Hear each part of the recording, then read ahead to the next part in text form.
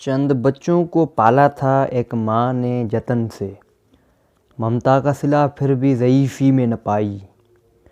हर चीज़ तो तक़सीम हुई बाप के मरते, एक माँ थी जो हिस्से में किसी के ना आई। अस्सलाम वालेकुम गाइस। जैसे आज थोड़ा मूड हो गया कि शायरी भी हो जाए, तो उम्मीद है कि आप सब खैरियत से होंगे। खुदा का फजल व करम होगा आप पे। पार्ट 3 हम पढ़ रहे हैं, फेडरेशन पाकिस्तान 1973 कॉन्स्टिट्यूशन, जुल्फ़िकार अली भुट्टो साहब की पैदावार।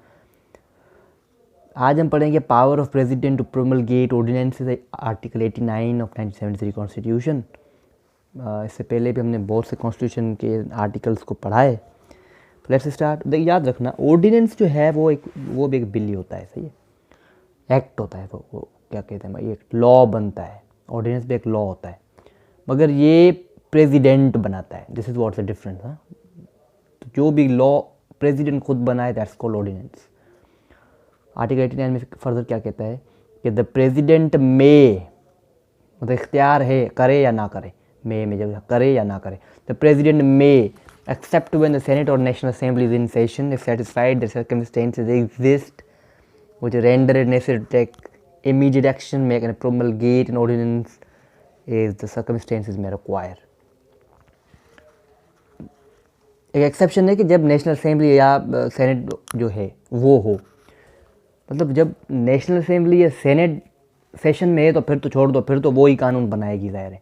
मगर if in a situation they are not present, वो नहीं है सेनेट नेशनल असेंबली, वो प्रोरोग हो चुकी, प्रोरोग हो गई है या एडजॉन हो गई है, सही ना। हमें पता होगा डिफरेंस दोनों में, prorogue and adjourn. Next lecture में इसमें बात करेंगे हम इंशाल्लाह। तो प्रोरोग हो गई या एडजॉन हो गई, ये नहीं है अभी सेशन में, तो प्रेसिडेंट देखता है कि हालात बहुत ख़राब है, why not I have to make an ordinance, क्यों ना मैं अपने आप से कानून बना लूँ। तो वो जब कानून बनता है इसको हम क्या कहते हैं, ऑर्डिनेंस। तो कौन बनाता है, प्रेसिडेंट, तब जब वो ना हो, कौन, नेशनल असेंबली और सेनेट सेशन में। Clause 2, an ordinance promulgated under this article shall have the same force and effect as an act of parliament and shall be subject to like restrictions as power of Majlis Shura parliament to make law. जब वो ordinance बनेगा तो इस तरह माना जाएगा कि वो भी पार्लियामेंट का एक एक्ट है, सही है। क्यों? क्योंकि we know that president is also the part of parliament, president is not apart from that. So तो वो भी क्या है, पार्ट है किसका, पार्लियामेंट का। तो प्रेसिडेंट भी जो कानून बनाएगा that's called the act, act which is likely made by the national assembly और सेनेट और कंबाइनली, सही है। तो उस पर जो प्रेसिडेंट जो कानून बना रहा है, ऑर्डिनेंस बना रहा है, उस पर भी रिस्ट्रिक्शंस भी वही होंगी जो अगर नेशनल असेंबली कानून बनाए या सेनेट बनाए, सही है। फॉर एग्जाम्पल भाई, ये रिपग्नेंट टू इस्लामिक इंजंक्शंस तो नहीं है, कि इस्लाम कानून के ख़िलाफ़ तो नहीं है, तो ये रिस्ट्रिक्शन है ना, तो वो रिस्ट्रिक्शन भी इसके ख़िलाफ़ इस ऑर्डिनेंस पे लागू होंगी। बट एवरी सच ऑर्डिनेंस, आगे का कहता है बट एवरी सच ऑर्डिनेंस, अब clause sub clause A paragraph में जाते हैं, ए में क्या, but every such ordinance shall be laid, first क्या है, before the national assembly if it contains provision dealing with all or any of the matters specified in clause 2 of article 73 and shall stand repeal at the expiration of 120 days from its promulgation, or if before the expiration of that period a resolution disapproving it is passed by the assembly upon the passing of that resolution। इसमें दो तीन बातें हैं, क्या कि वो जो है वो नेशनल असेंबली के सामने रखा जाएगा, ऑर्डिनेंस जो बना है। अब जब नेशनल असेंबली नहीं थी, अब नेशनल असेंबली जब सेशन में आती है, ऑर्डिनेंस तो बन चुका है, सेशन में जब नेशनल असेंबली आएगी तो वो उसके सामने रखा जाएगा ऑर्डिनेंस। कब? जब वो मैटर स्पेसिफाइड हो इन क्लॉज 2 या clause 2 of article 73 article clause 2 क्या कहता है, मनी बिल के बारे में। ये पूरा आर्टिकल मनी बिल के बारे में। मनी बिल में पता है कौन बनाता है, नेशनल असेंबली, सेनेट नहीं बनाती, सही है। तो वो पावर किसकी है, नेशनल असेंबली की। तो जब कोई ऑर्डिनेंस जो प्रेसिडेंट बना रहा है वो मनी बिल से कंसर्न्ड है और नेशनल असेंबली दायर नहीं थी, तभी तो ऑर्डिनेंस बनाए। तो उस जब नेशनल असेंबली अपने सेशन में दोबारा आएगी, जो कि साल में 3 होते हैं, हमें पता है पार्लियामेंट 3 बार इकट्ठा होती है, तो अब वो जो है ऑर्डिनेंस जो मनी बिल से कंसर्न्ड है वो नेशनल असेंबली के सामने रखा जाएगा, सही है। और वो ऑर्डिनेंस 120 डेज, मतलब 120 दिन या 4 महीने, 4 महीनों से ज़्यादा उसकी वो सर्वाइव नहीं करेगा, 4 महीनों तक चलेगा, उसके बाद ख़त्म हो जाएगा, सही है। और अब क्या, और if before the expiration of that period resolution disapproving its past, और अभी वो 120 दिन कंप्लीट नहीं हुई है, और अगर जो उसके ख़िलाफ़ कोई रेजोल्यूशन नेशनल असेंबली पास कर देती है तो वो बिल वहीं पे ख़त्म हो जाएगा, बिल नहीं sorry ordinance. Provided that the national Assembly may by resolution extend the ordinance, उस ऑर्डिनेंस को नेशनल असेंबली उसको फर्दर टाइम पीरियड दे सकती है, बढ़ा भी सकती है। 120 डेज़ का होता है ना, तो ऑर्डिनेंस को फर्दर डे ज़्यादा भी दिन दिए जा सकते हैं, एक और महीना दे दे फॉर एग्जांपल, तो कितने महीने हो गए, 5 मंथ्स।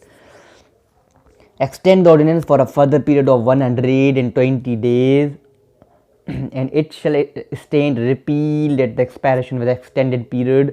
तो अभी इसमें फर्स्ट यही है कि अब वो जो बढ़ा भी सकती है, उस एक्सटेंड भी कर सकती है उस ऑर्डिनेंस के पीरियड को, उसको जो है क्या करती है, वो उसको ख़त्म भी कर सकती है, उस ऑर्डिनेंस को रिपील भी कर सकती है even before the expiration of the period complete नहीं हुआ है, 120 दिन कंप्लीट भी नहीं हुए हैं, उससे पहले भी उसको ख़त्म किया जा सकता है। नेशनल असेंबली के पास ये पावर है। That period resolution disapproving is pass by assembly upon the passing of that resolution. मगर याद रहे उसको ख़त्म ऐसे नहीं किया जा सकता, उसके लिए क्या होगा, रेजोल्यूशन होगा, एक रेजोल्यूशन पास होगा जो कि डिसअप्रूव करेगा उस ऑर्डिनेंस को। तो भले टाइम पूरा ना हुआ हो, उसके पहले भी उसको ख़त्म रिपील किया जा सकता है, ठीक है। उसके बाद provided further that extension for further period may be made only once. याद रहे भले वो एक्सटेंड करें टाइम पीरियड को, मगर वो एक बार से ज़्यादा नहीं कर सकते। फॉर एग्जांपल भाई 120 डेज़ हैं ऑर्डिनेंस के, फर्दर नेशनल असेंबली ने 120 डेज़ और दे दिए, अब वो सिर्फ एक बार ही दे सकती है, अब हर बार नहीं देती रहेगी, तो एक दफ़ा इसके पास पावर है। अब बढ़ते हैं सेकंड की तरफ, paragraph before both houses if it does not contain provisions, before both houses if it does not contain provision dealing with any of matters referred to paragraph 1 and shall stand repealed at the expiration of 120 days from its promulgation, or if before the expiration of that period resolution disapproving is passed by either house upon the passing of that resolution। बोलता है कि अगर वो paragraph 1 से सब paragraph 1 से concern नहीं है, मतलब मनी बिल से अगर वो ऑर्डिनेंस कंसर्न नहीं है, तो फिर भी जो है वो दोनों हाउस जो उसको ख़त्म कर सकते हैं, रेजोल्यूशन पास होगा उसके थ्रू, उसके मतलब के ऑर्डिनेंस को ख़त्म किया जाएगा। प्रोवाइडेड देयर ईदर हाउस में बाय रेजोल्यूशन एक्सटेंड, तो कोई एक हाउस जो उसको एक्सटेंड भी कर सकता है उसके टाइम पीरियड को 120 डेज से आगे, at for a further period of 120 days and it shall stand repeat at the expiration of the extended period, और if before the expiration of that period resolution मतलब उसको ख़त्म भी किया जा सकता है इवन अगर जो उसका टाइम पीरियड ना कंप्लीट हुआ हो। कब, जब जो है कोई रेजोल्यूशन डिसअप्रूविंग जो है उसके खिलाफ पास किया गया हो। Provided further that extension for a further period, इसकी मतलब वही बात है फिर से। और उसके बाद बढ़ते हैं बी पैराग्राफ की तरफ, मे बी क्या यहाँ पे क्या मतलब, चलिए आपको थोड़ा ऊपर चलते फिर से आपको मैं बताऊँ ये क्या है। बट एवरी सच ऑर्डिनेंस लिखा हुआ है ना, बट एवरी सच ऑर्डिनेंस, तो यहाँ से इस ही लाइन को कनेक्ट करें एक तो इस पैराग्राफ से, और फर्दर उससे नीचे जो है वो कनेक्ट करें। बट एवरी सच ऑर्डिनेंस आपको दिखाता हूँ, but every such ordinance may be withdrawn at any time by president. हरगिज़ ये इसका मतलब नहीं है कि सिर्फ नेशनल असेंबली या सेनेट ख़त्म कर सकती है, रेजोल्यूशन के थ्रू प्रेसिडेंट खुद भी ख़त्म कर सकता है उसको 120 डेज से पहले भी, without prejudice to the provisions of clause 2 an ordinance laid before the. अब जो 2 जो है क्लॉज जो है वो मनी बिल से हम पढ़ के आए हैं, कंसर्न है, हाँ ये जो रही, तो मनी बिल से जो थोड़ा जो कंसर्न थी मनी बिल जो है वो तो नीचे है पैराग्राफ के अंदर, उसके अंदर ये जो सिंपल ये 2 क्लॉज मैंने आपको बताया था कि उस ऑर्डिनेंस को इसी तरह कंसिडर डीम किया जाएगा कि नेशनल असेंबली या सेनेट ने वो कानून बनाया है, तो without prejudice to the provisions of clause 2 उसके खिलाफ नहीं जाएगा, बरअक्स उसके अकॉर्डिंगली 2 को फॉलो करते हुए an ordinance laid before the national assembly under sub paragraph 1 of paragraph A of clause 2। उसके अंदर क्या था, मनी बिल के बारे में हमने पढ़ा था। तो बोलता है कि जब ऑर्डिनेंस मनी बिल से कंसर्न है तो नेशनल असेंबली के सामने जो रखा जाएगा, तो जब नेशनल असेंबली सेशन के बाद आएगी तो उसको इस तरह कंसीडर किया जाएगा कि वो नेशनल असेंबली खुद ने पास किया है। उसके बाद बी जो है इसी का सब पैराग्राफ, उसके अंदर क्या कहता है कि an ordinance laid before both houses under sub paragraph 2 of the paragraph A of clause 2 shall be deem to be a bill introduce in the house where it was first laid. इसके अंदर simple ये मतलब है जो money bill से concern नहीं है वो जो है वो इसी तरह माना जाएगा कि वो जो है किसी इधर हाउस, मतलब इधर किसी भी एक हाउस से जो है वो पास किया गया है। कौन से हाउस से? जहाँ पे वो फर्स्टली लाया गया था, ठीक है, जहाँ पे जो फर्स्टली वो इंट्रोड्यूस किया गया था, तो इस तरह माना जाएगा कि वो उसी हाउस ने पास किया हुआ है उसको।